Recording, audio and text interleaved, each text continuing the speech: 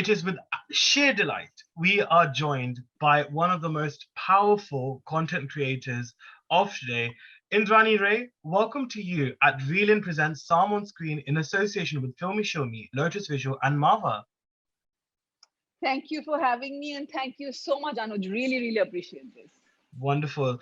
Well, to begin with, your anthology, Love in the Times of Corona, highlights three short films of powerful women amidst a pandemic. So, what and where did this idea come about for you? So, I love deep diving into relationship dynamics. I think people interest me of all dimensions. And so I had these stories, and the story nuggets were already written out. But when I decided to, make them in the pandemic. So I said, then it must be set in that time and to capture the zeitgeist of what we were all going through. And I just felt that while the world was going nuts with, the virus and that ugly little meme the virus had become, and, just we were constantly talking of all that is bad. And while it was really, of course, everything that people said and more, but I think for the fortunate ones, I completely own up to the fact that, the fortunate ones who could be home and who were allowed the time to kind of ruminate and deep dive into their life choices, and there are many of us around. I mean, I have seen people take decisions around people who could be home, who spent, the number of people who got together, who got divorced, who reached out to a past love. Really, I was kind of reflecting that in the film. So I just kind of rejigged the world a little. The park became a home and the cafe became a home. Everything became a home. So there were films set in different setups in the pre-pandemic world. But when I decided to make it as an antho here, and it kind of became organic. We started first with the first film with Dipanita. And then after shooting the first one, we were like, okay, let's do one more. And then, the one with Adil. So that was a walk in the park. So Right. that I took into someone's home in Delhi, Natasha, who's the leading lady, her home in Delhi.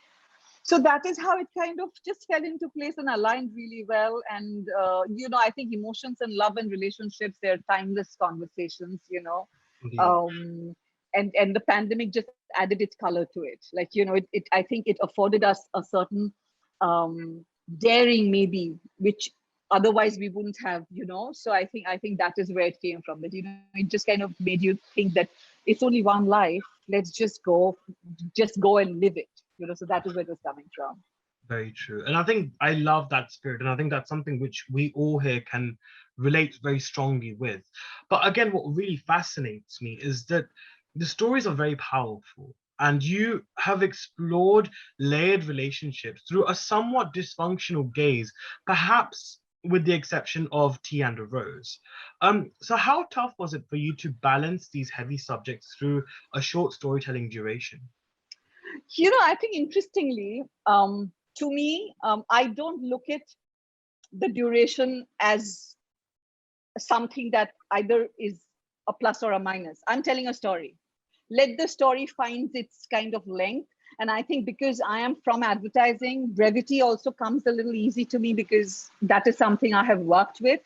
And, I don't overthink when I'm writing. I just literally sit to tell a story and I kind of let the story breathe and find its space. That's how I do it. And my most important thing that I do while writing is to see how do I decrease the amount of dialogues I have in a film. For Um, me, I like less words. I like to play with visuals and imagery and subtexting. So that is the work. But I let the story breathe and then I calibrate. I don't overthink it. And, then I feel there's a certain honesty that stays within the narrative in that case, so you're not overthinking, oh, I need to make a modern film. No, just tell the story. Tell the story, know the character. hmm. Know the character really well. I think knowing the character is what really allows your story to blossom. That is my theory. I could be wrong, but I think it works for me.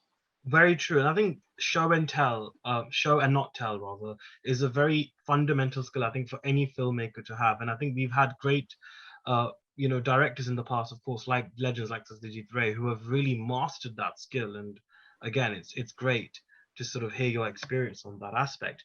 But the choice of actors, Dipanta Sharma, Shibani Dandekar, Adil Hussain, etc., etc., such a unique mix of talent. So tell me what, yeah, please. So see, Dipanita is a very, very dear friend. And she had really liked this, the film that she's in, A Short Hello. It was earlier set in a cafe, and it had all the characters, like there's the guy that she reaches out to. So it had the guy in the cafe, but it was always a dialogue-free film, because I wanted to see, okay, it's so easy to tell a story without words. I wanted to kind of explore that. And she had really liked it. And she had said, listen, whenever this is happening, I'll do this, because I just love this story. So when, one fine morning, I think June, I was talking to Tanvi, who was my lead producer Mhm. for the film. And Tanvi, I had spotted and identified Tanvi as a potential line producer for my feature film 8 years back. Right. And that didn't happen. That fell through. And Tanvi went on to then work with Phantom and Yash Raj, and she kind of Yeah. learned, really honed the skill set as a line producer. And I have always kind of, we vibe, we have a similar lens in terms of understanding lifestyle and all of that, so I don't have to tell her. She understands my lens really well without me having to kind of really drill it into her head, and that is so important when you're working with someone. So Tanvi and I, so we were like, just lockdown, and I'm like, I just saw that Tanvi had quit Yash Raj. I said, hey Tanvi, you quit? And she's like, yeah, let's chat. And like, we got on a call, and she said, hey, listen, do you have a short film? Maybe, we can make a short film. And I said, actually, I do, and I have Dipanita, but this was like peak lockdown, July 2020. The world was Oh shut, God. right? Yeah. So I'm like, but I will not make a film which is a Zoom video. I said, I'm aesthetically very, very, I am an aesthetic director. For me, the visual aspect is supremely important. So then I called Dipanita. I said, okay, darling, can I send in one camera guy? Like sticking to all kind of protocol. Will you allow me to send in one camera, like a proper DOP into your home? Hmm. And she was living with her, in her lovely Gurgaon home with her in-laws. And bless her and her, the magnanimity that she and her husband, they just opened the doors to, me and the team with like such love. So I sent in my associate. I said, if you take a picture, take a map, then I'll kind of plot how we make it her world, because we have to create her world for the film to work. So that is how, and someone completely unrelated at that point in time offered to put down the money that we needed to pay. Someone I know from New York, she put down the money. So it just kind of came together, and we made the first film. And we were kind of, it was a lot of prep. A lot of prep is always a good thing. I think prep is the core of filmmaking. That prep the hell out of the logistics and the hard facts. You just prep it out, so on the day of the shoot you can just shoot. So after doing the first film, so Dipanita came with the film, always. She was always, and I also wanted to showcase her, Dipanita, because she was a supermodel. She has a certain vibe. True. People kind of Yeah. tend to portray her in a way which is always very kind of sharp and defined, and I wanted to show her as this woman. I said, I'm not going to give you makeup. I'm going to stick the camera really close to your face. I'm not going to airbrush you, because you are stunning. So I'm not going to airbrush anything off you out. I'm going to present you as you are. And I want to bring in that softness that I know that you have, the genteel thing that you have. So I always wanted to showcase her like that. And she just surrendered to the whole story and my vision and the narrative. And it was beautiful. It was really beautiful. So that was her. Should I continue with the other casting? Yeah, please go on. So with the second film, so Tanvi actually, she said, do you have any other scripts? Let's do one more film if you have another. I said, yeah, I do have this kind of a autumn, fall love story. And she said, my aunt is an actor. She's lovely. See if you like her, then, I can connect you to her. And, so she connected me to Natasha, who was lovely. And she has a lovely home, which was an added bonus, because we just had to kind of just tweak it around. And she had this lovely garden. And then we were like, we have to have the guy who has to be perfect for the part, that when the audiences see the story, they believe that this can be, and who's the guy like that? Like, I was like, Adil Hussain would be so great for this part. And none of us knew Adil really. So, we just reached out and, we sent him the deck and the script, and Adil was literally saw it and he just came on board in a heartbeat. Wow. I mean, with that respect for the work on the table. I mean, that was a big tick, because there was no like friendly favor, nothing, like he said, I really like the script. I have not seen something so well etched out and so thoroughly written out, and so few words, and then it's black and white. So it's a lot of things work for Adil, and bless him. I mean, and his grace. It was, we couldn't have had the film without Adil playing Mr. Sen, I think. Right. So that was, yeah, we lucked out. That's brilliant. And I think I think when it comes to independent content creation, no one understands the struggles of it, I think, more than you and I, or any other content creator that's watching this, or that has to go through the struggles of trying to get funding. And I know it's a big issue. And you mentioned Tanvi Gandhi had come on board as a producer, and she was fabulous from by the sounds of what you're describing. But how important is it to have such a very strong producer who can actually invest in films financially? Is financial backing as important as perhaps how it was before COVID? So the thing is, for the first film, the fund that we needed, someone I know put down that money. So Tanvi didn't bring in any fund for the first film. She didn't have to. Okay, right. Okay, she brought in her network, and she got me the show reel for the right DOP, which she knew my sensibility. So she got me the right kind of DOP show reel, which I said, okay, this is the guy. So she kind of got the wireframe for production ready. She didn't have to, raise funds for it. So that was we lucked out again there. And for short films, people always make concessions. So making a short film is way easier than making an independent feature film. While it is not easy, but it's way easier than, because the quantum of money we are looking at is way lesser.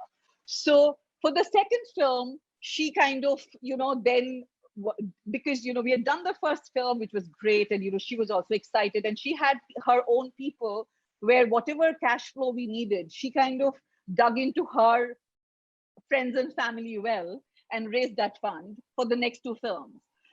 But again, like, because it's a short film, because everyone is so magnanimous, they come on board. And Adil was a producer, all the other actors were exec producers. I mean, that I thought that we both thought actually that is the least we could do to show our grace. It is the crew, it's a technical crew, the editor. I think our editor was the most expensive asset for the film, and worth every dime that we paid her. She's someone in New York, someone I discovered through my network 8 years back for my feature film, to be the DOP for my film. And then she went on to become an editor and a colorist, and she did the editing of all three films, actually. Right. So I think then Tanvi, Tanvi has, a collective who believe in her capability, in her immediate world. So they all literally pulled in and pulled in both. And that is how we could do the two films. And I think because Tanvi and I were working on it independently, without any interference of any other entity, as it were, really one could make the stories one set out to make without compromising on anything. They were my films are always extremely PG friendly films. Inherently, I'm a PG friendly writer. I feel I can take the most licentious thing and present it in a very PG friendly way without even like overthinking it. So I think we could make the stories we set out to make with so much honesty, without any like people trying to badger. Tanvi has respect for my vision. I have respect for what she can bring to the table, as a producer. So I think it all really worked out well. I'm glad you mentioned this, and it seems like a great synergy between two very strong female content creators here. Sorry, not to add a tag on it, but I just think it's just wonderful to hear about what you've just expressed and described that process. And as you know, this year's SAHM is themed as Journeys of the Empire, where we are celebrating women empowerment and love beyond boundaries. So tell me, what does women empowerment mean to you, and how do you feel Indian cinema presents that sentiment nowadays in the contemporary space? I think we have regressed. Oh, wow. Interesting. I think we have regressed when it comes to showcasing empowered women in cinema on the screen. I think, I come from Bengal, where, stories from even 1950s, you will see that just even commercial films, the stories had very strong narratives of empowerment, even in a rom-com, like really, I think Bengal has that, right? It's part of Bengal's DNA. But even if you go back to the time when films like Mirch Masala were made, and films like Yash Chopra. I mean, Yash Chopra, people keep on talking about his chiffons and pretty romances, but he's the most dynamic filmmaker that we had, because I Absolutely. mean, he's making a Daag, and he's making a Lamhe and a Silsila, and I mean, look at within the this all this frills and fancy, the story that is being said in at the core. I think now, while we are talking a lot about empowerment, like for example, I can get killed for saying this, but even in Gangubai, while Right. it's a wonderful film and Mm. Alia is magical, but my problem in the writing was that we never show her empowerment coming from within, because I every time agree. she needed something, Yep. she went to Bhai. I was like, if she's going True. to buy for everything, where is her? I would have loved to see from this simple girl in love how she became a criminal with her duality of personality, which we never got to see. I missed that. So Agreed. while it was Yeah. so yeah, so that is the thing. Now, while the tom-tomming is a lot about, oh my God, women driven, but I think more nuanced characters were written earlier. I think the writing of female characters still, I think, leaves a lot to be desired. I mean, I will get bashed up for this, but I do feel that very strongly. No, but I think you've made a very the relevant point here, because I feel like even though we're shifting towards, grey portrayals of women. I mean, recently Z5 had a fabulous show called Qatil Hasina Ke Naam, which talked about femme fatales and, women fighting back against Jurels was also a very wonderful step in that direction too. And even though we are seeing a shift, which is obviously noticeable, where we are seeing grey characters, uh, I feel like it's not going to the extent of it just being grey. There's a lot of And in justification being done in a way. And interestingly, the two shows that you mentioned, both written by Pakistani writers, I think they write women characters better than we do right now. With due I respect agree. to everyone here, Agree. I think we are still stuck in the trope of a modern woman being someone who will wear a certain kind of clothes, who will use a certain kind of language and smoke and drink. I said we have not been able to move away from the tropes. It's true. You know, okay, so I speak and look a certain way, right? 9 out of 10 times I've had people ask me for a light because I look like a smoker. Oh my God, what? How do I look like a smoker? Nicotine stain is not there. I don't have black teeth. I don't have smoker's breath. Just because I speak a certain way and I present myself a certain way, therefore you assume. And some of the coolest men in the business will like, do you have a light? No. Oh, but you look like a smoker. No. I don't abuse, this thing of modern women. There was this show recently on one OTT platform. I'm not naming that platform, but modern female character means you will abuse constantly. You'll have to have casual sex. I said, these are the boxes we tick to create a modern, which is not a modern character. We are creating a trope. And I think that is really, I think that's something we are so deeply guilty of right now. It breaks my heart. Breaks my heart. I remember hearing a lot of talks, I think, with Sharmila Tagorji, I think, in the past, and don't want to quote exactly what she said because I can't remember word for word, but she mentioned along the lines of that, how all the vamps were always given the very meteor parts, where they were Mm, actually grey.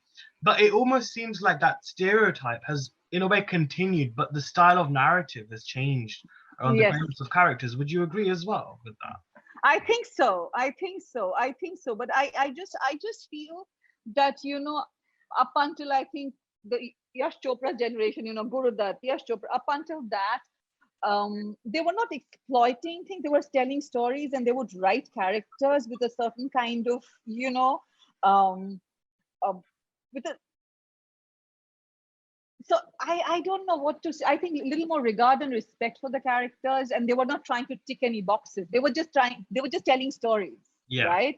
Why the Rahman in Guide? I mean, look at these Oh, women, man. these female characters. I mean, look at how amazing Chandra Tagore in so many films that she has done. Amar Prem is my Um, favorite one, actually. Yeah. oh my God, she's so good. She's so good. And that's the thing that today I feel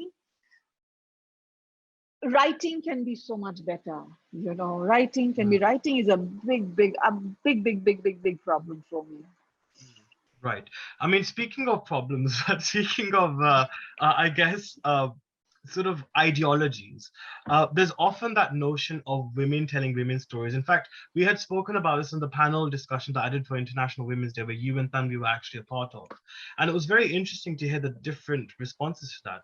But what role does gender actually play in determining how effective a story is conveyed? I mean, is it really that important? I mean, because we've seen from Zindagi Na Milegi Dobara, Zoya Akhtar, the way she told a story of three men, it wasn't, gender was very irrelevant there. It just seemed very normal. Gender is, I think gender should be relevant. Gender should be relevant because and I truly feel at times that probably some men write the best female characters. I think it depends on your lens. I don't think women write women's characters better. Or I mean, Satyajit Ray has written some of the best female characters in cinema, and really you can't beat his characters. So I feel that I think you need to have empathy. I think your gender is not important. I think your understanding and empathy is what's important. Yeah. I think knowing your character. I really feel so. I have had a Bollywood male actor call me saying, "I'm surprised. I heard that your male characters are really fantastic." So I said, "But why should they not be?" Because I'm a divorcee. I was a young divorcee. So I said, Mhm. because I'm a divorcee, therefore I should just beat up men in my stories. I said, you know what?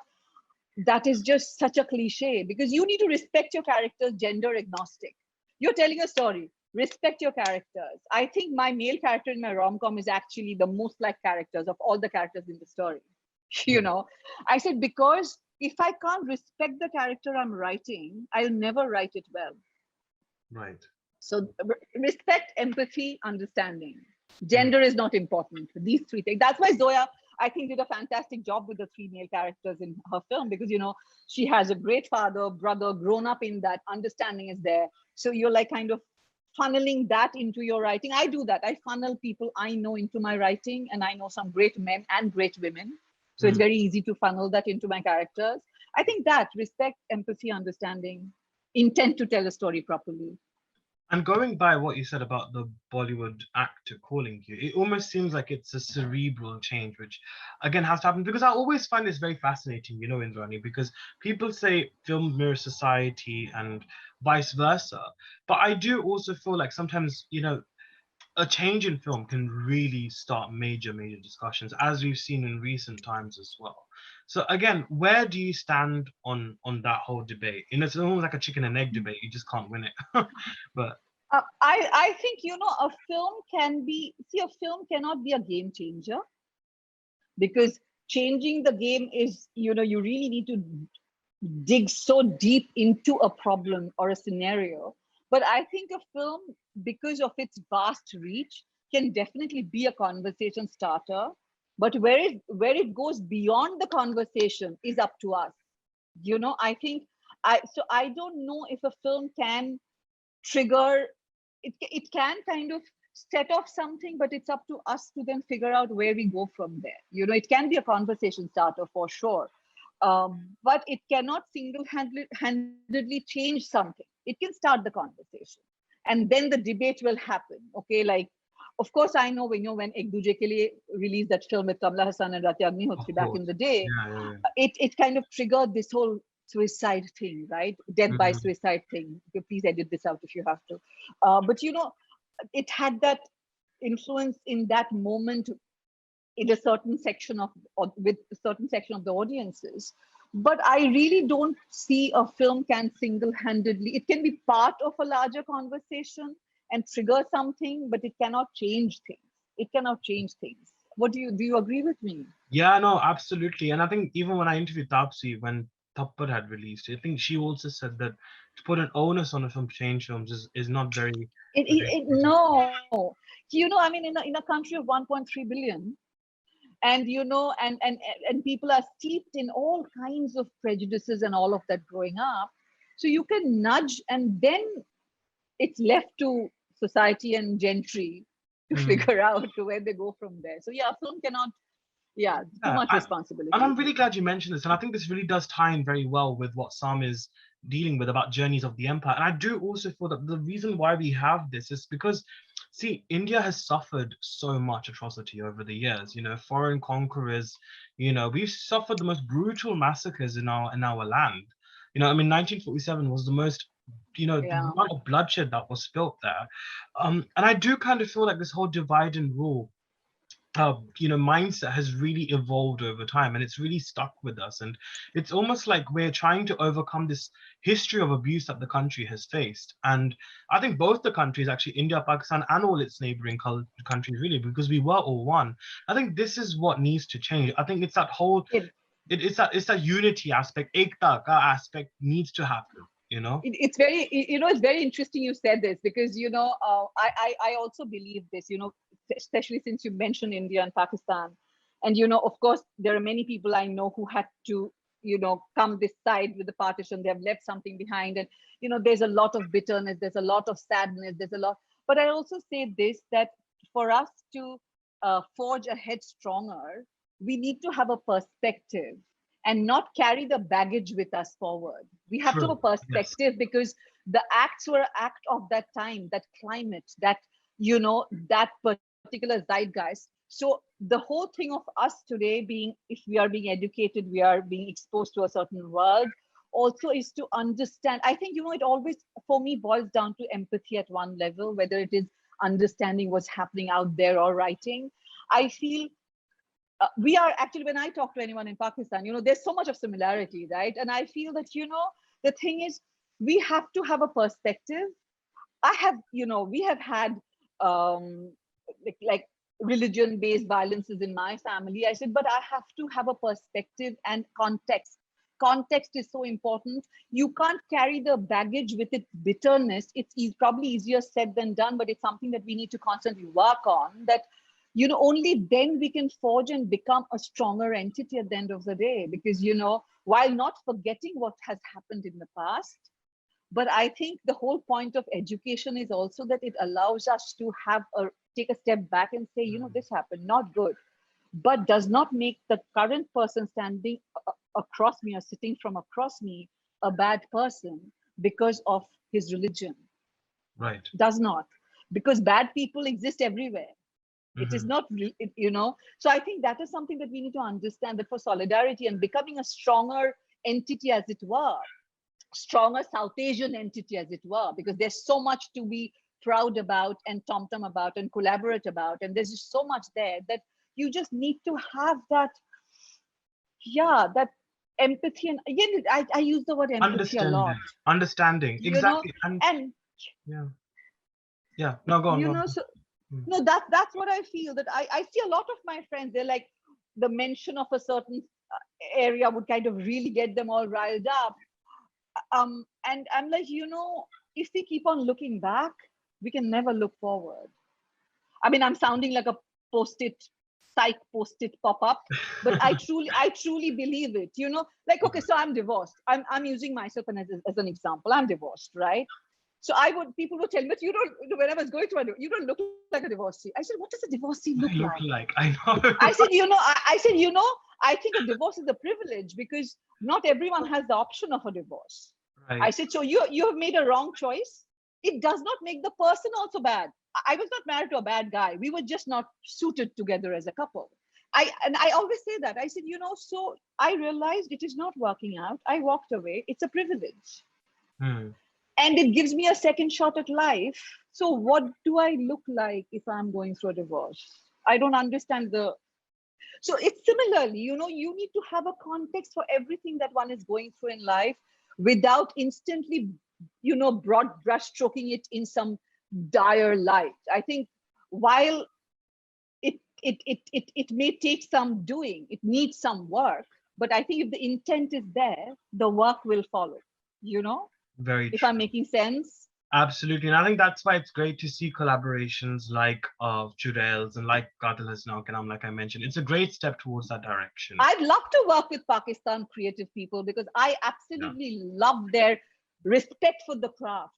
Like Absolutely. the respect for the way they write, the respect for the craft, and they make some seriously socially relevant stories, and Hmm. seriously Hmm. deeply, um, controversial subject with so much grace. It's so much grace, and they have so many do's and don'ts in Pakistan. Censorship is, at its peak, I mean, fun right? fact, a lot of these titles that I mentioned are actually banned in Pakistan. I Yeah, remember me and exactly. Sharita had conversations on this, and I was just like, it's such a sad state of the world where a film based or content based there is not being able to show in there. But I guess that will all change Exactly. with time. And Ex- you know yeah, so I think that's the thing, that we just need to have a kind of a larger macro view, and yeah, that calibration, yeah, is needed, you know what I mean?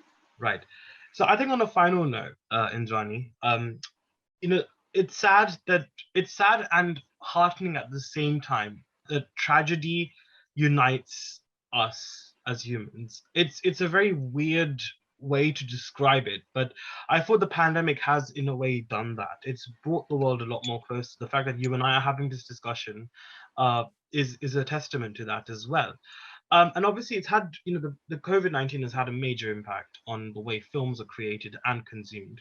So I think for you as a debut filmmaker, what changes have you encountered? And do you see perhaps this post-pandemic era as a renaissance for Indian cinema as well? For Indian cinema, I don't know. I mean, we are still, Hindi cinema, we are still making the same films, honestly. So I don't see much change happening there. I do hope it does change.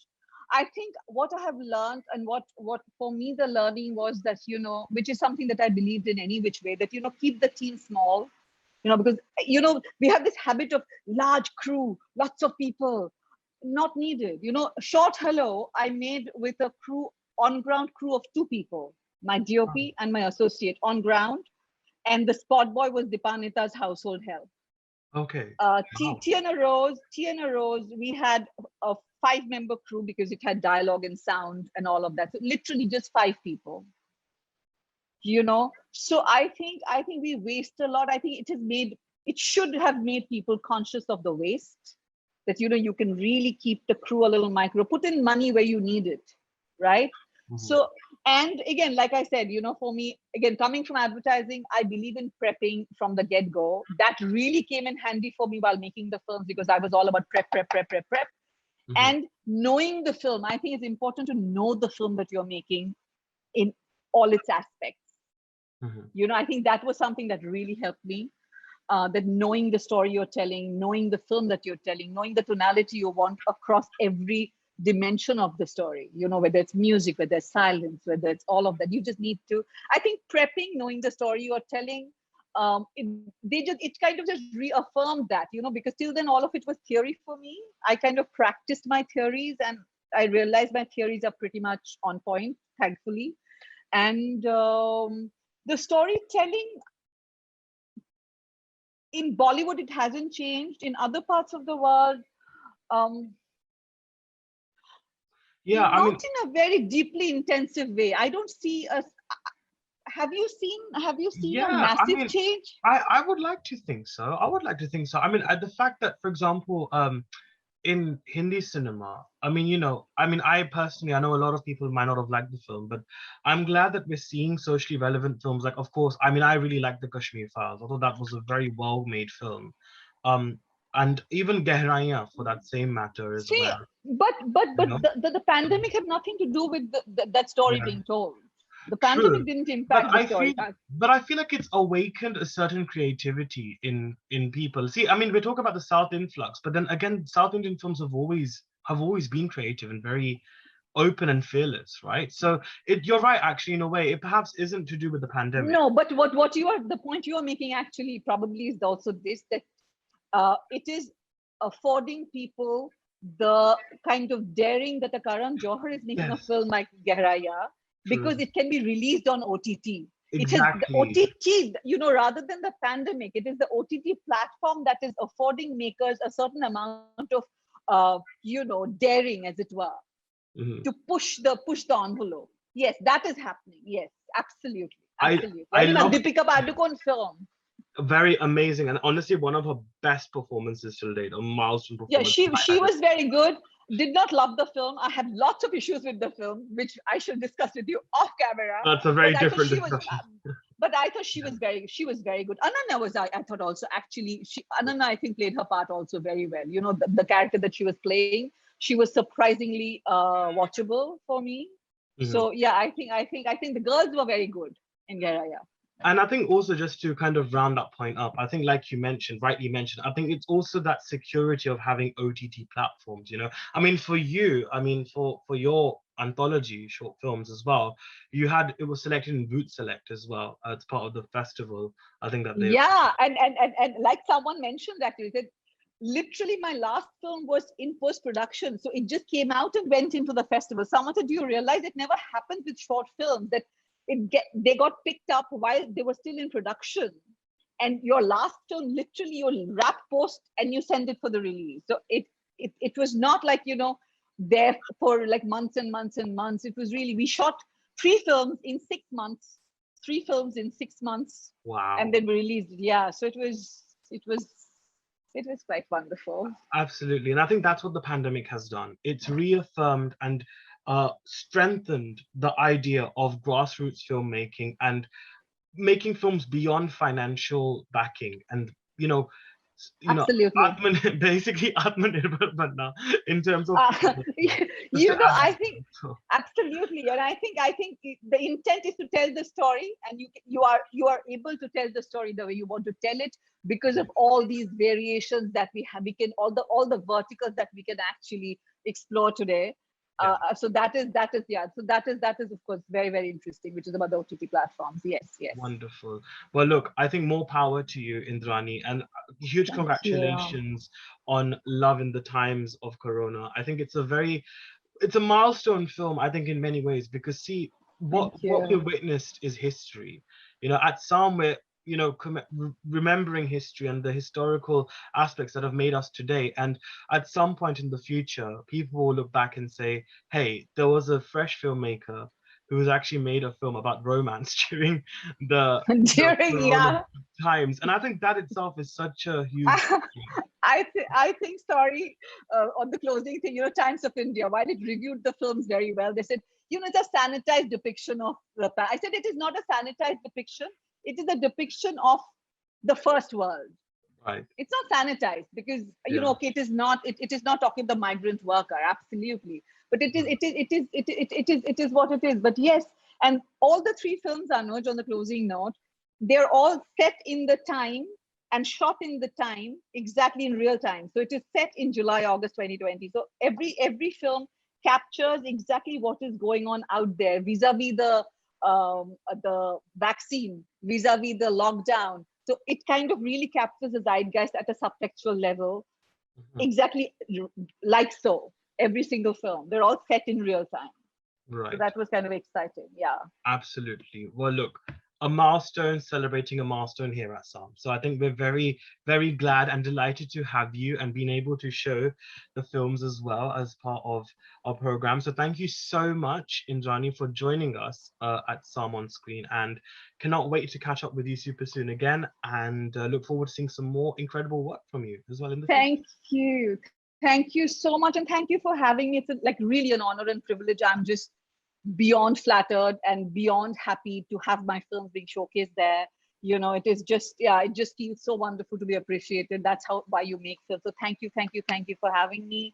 Thank you for having our films, and all the best. Looking forward to all the reaction that will come from there. Definitely. And all the best for the show. Thank you so Thank you much, so Anuj. much. Always wonderful chatting with you. Always a pleasure, Indrani. Always a pleasure. Thank you so much. Thank you. Likewise. Done.